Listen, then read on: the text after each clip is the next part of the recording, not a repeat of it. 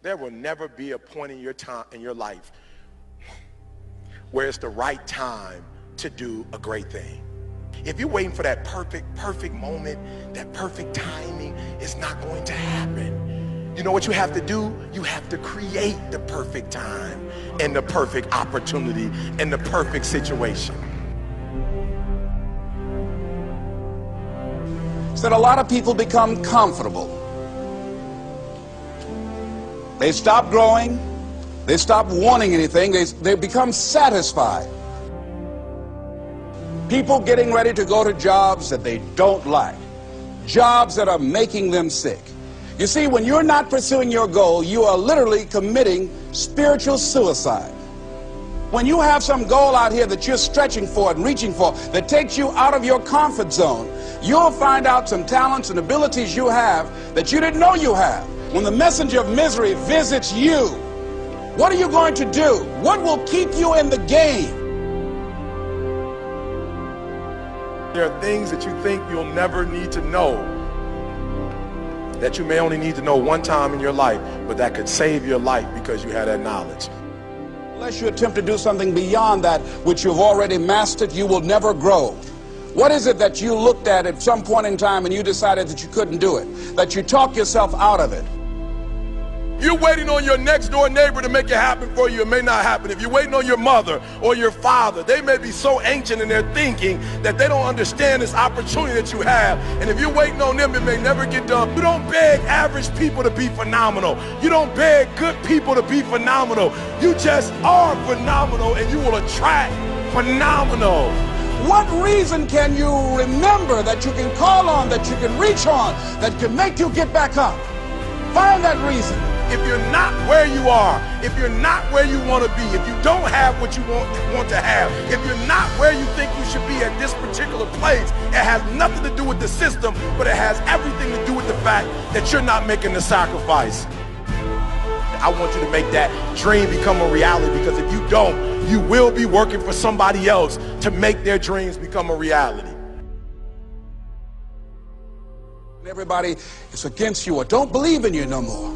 And let me tell you something, that's a lonely feeling. It's a lonely feeling, particularly people that you're doing it for.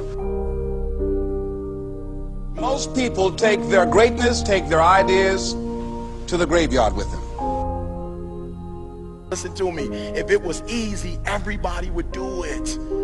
There are people right now who are working who don't want to work. There are people who hate their jobs, but they keep getting up to do it. The wealthiest place on the planet is the graveyard. Because in the graveyard we will find inventions that we never ever were exposed to. Ideas, dreams that never became reality. Hopes and aspirations that were never acted upon. Question is, what are you going to do with your time? What drives you? And greatness is a lot of small things done well. Day after day, workout after workout, obedience after obedience, day after day.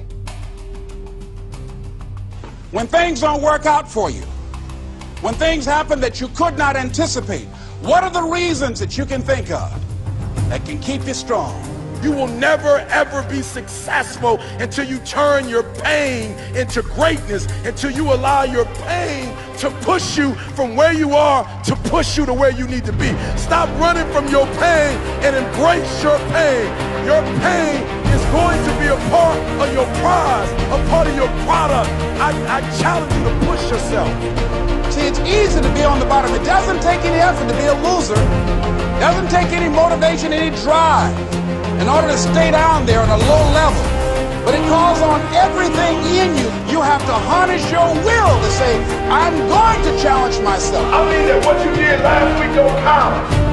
Today is the only important day. There are 86,400 seconds in a day, and how you use those are critical. You got 86,400 today, and what you do today is going to cement who you are. Nobody's going to talk about what you did last week.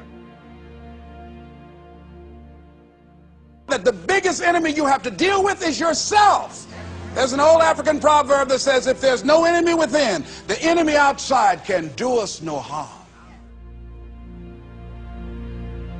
you have this opportunity of a lifetime. It means absolutely nothing if you don't take advantage of it in the lifetime of this opportunity. I got a saying that when life knocks you down, try and land on your back, because if you can look up, you can get up. If you want a thing bad enough to go out and fight for it, to work day and night for it, to give up your time, your peace, and your sleep for it, if all that you dream and scheme is about it, and life seems useless and worthless without it.